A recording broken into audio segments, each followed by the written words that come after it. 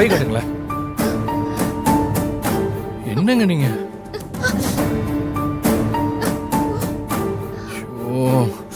சாரிங்க, சாரி.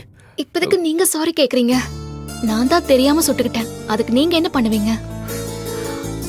கபிலன், உங்களுக்கு ஞாபகம் இருக்கா? இதுக்கு முன்னாடி இதே மாதிரி காஃபியை கொட்டிட்டு நீங்க தான் தொடச்சு விட்டீங்க.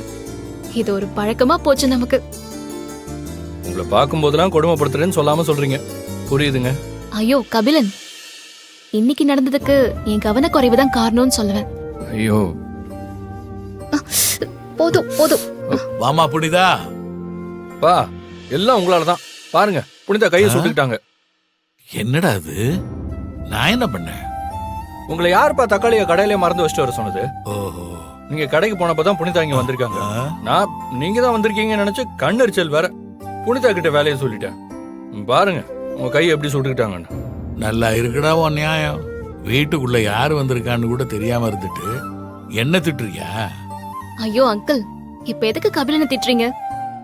மறந்துதான் போட்டாச்சுல்ல. இவன் எப்போதுமே இப்படித்தாமா. அப்பப்ப இந்த மாதிரி கத்துவான்.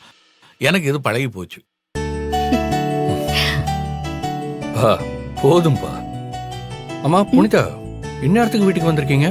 ஏதாவது அவசரமான வேலையா? உங்ககிட்ட சாரி கேட்க வந்த கபிலன். சாரியா?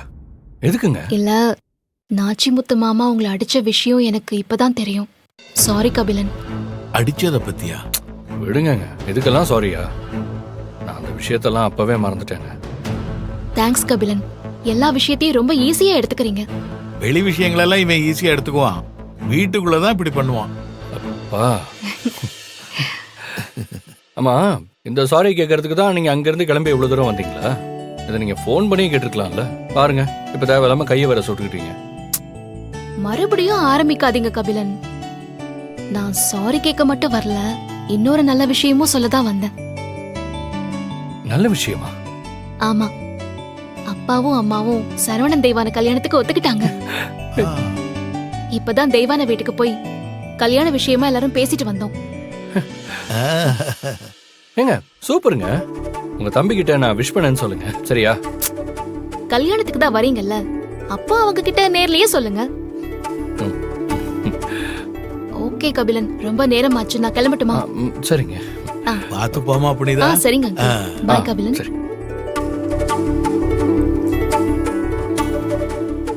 கபிலா, இதை எடுத்து உள்ள வைப்பா. சரிப்பா.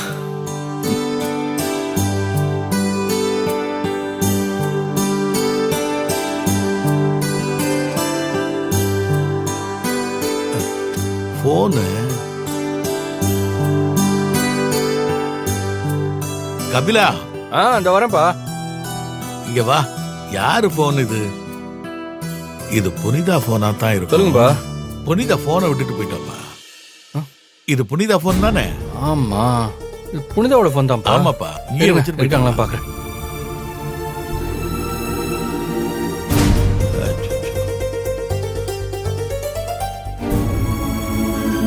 என்னப்பா? அவங்க போயிட்டாங்க. அப்படியா? ஒண்ணு பண்றேன், நான் அப்புறமா போய் கொடுத்துக்கிறேன். சரிப்பா,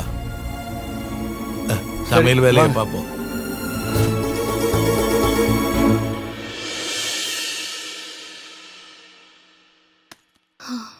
அக்கா, முருங்கைக்காய் சூப் வச்சிருக்கேன், எடுத்துட்டு வரவா? அக்கா என்னாச்சு? ஏதோ நெருப்பு காய மாதிரி இருக்கு. ஒண்ணும் இல்ல பாலா, சரியா போயிடு, விடு. நல்லா பட்டிருக்கேக்கா. எப்படி ஆச்சு?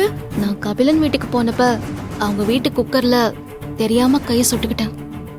சாதாரண காயம்தான், சரியாயிடும். இது உனக்கு தான் சாதாரண காயம், ஆனா எனக்கு இது அடுத்த அஸ்தி வரும்.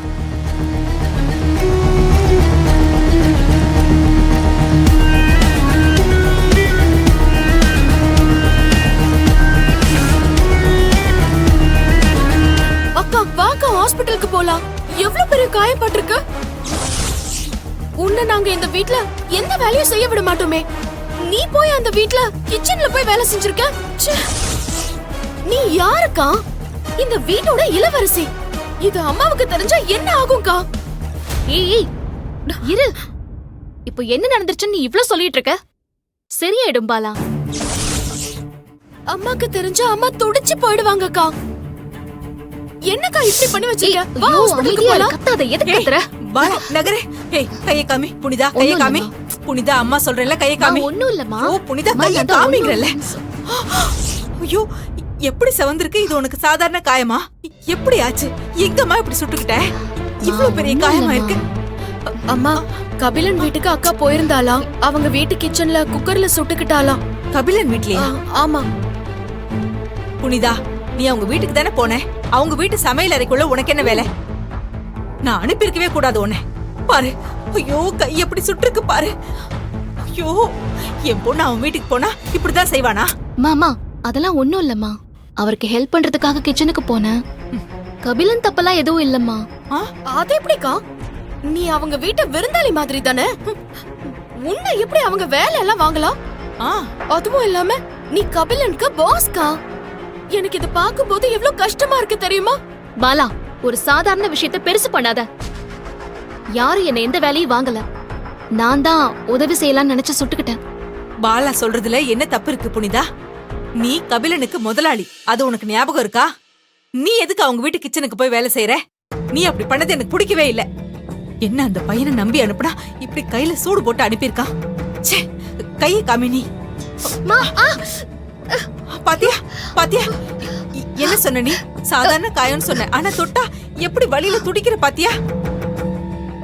வீடு தேடி போயிருக்க, இப்படி சூடு போட்டு அனுப்பியிருக்கான் பாரு. மா, கபிலன் ஆயின்மெண்ட்லாம் போட்டு விட்டுருக்காருமா, சரியாயிடும். ஆயின்மெண்டா? என்ன ஆயின்மெண்ட் போட்டான்?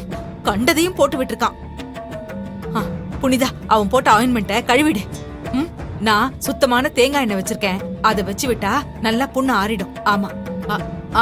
பாலா, நீ பாரு, புனிதா கை ஆறுற வரைக்கும் அவ எந்த வேலையும் பண்ணக்கூடாது. நீ தான் அவளை பக்கத்துல இருந்து பாத்துக்கணும். புரியுதா உனக்கு? சரிம்மா. அப்புறம் புனிதா, சாயந்தரம் ஹாஸ்பிடல் போயிட்டு வந்துடலாமா? நீ ரெடியா இரு. சரியா? பாலா, நீ ஒண்ணு பண்றியா? இந்த கத்தாழை எடுத்து மேல எல்லாம் சீவிட்டு அதை எடுத்து ஃப்ரிட்ஜ்ல வை. கொஞ்சம் ஜில்லுன்னு ஆன பிறகு அத புண்ணுக்கு வச்சோம்னா சீக்கிரமா ஆறிடும். அந்த எரிச்சல் எல்லாம் குறையும். புனிதா, காயத்துல சோப்பு பவுடரு எதுவுமே போடக்கூடாதுமா. எந்த ஆயின்மெண்ட்டை வேற போட்டு விட்டானோ என்னவோ. நீ ஃபர்ஸ்ட் அதை தொடச்சிட்டு நீட்டா கழுவி வை. அம்மா இதோ தேங்காய் எண்ணெய் எடுத்துட்டு வா. சரிம்மா, சரிம்மா. இதுக்குதான் இத சாதாரணமா விடுன்னு சொன்னேன். இப்ப பாத்தியா அம்மா எப்படி பதறாங்கன்னு? அனாவசியமா கபிலனுக்கு வேற திட்டு வாங்கி கொடுத்துட்ட. ச்சே.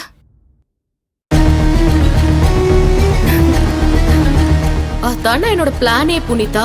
அது சரியா நிறைவேறிடுச்சு.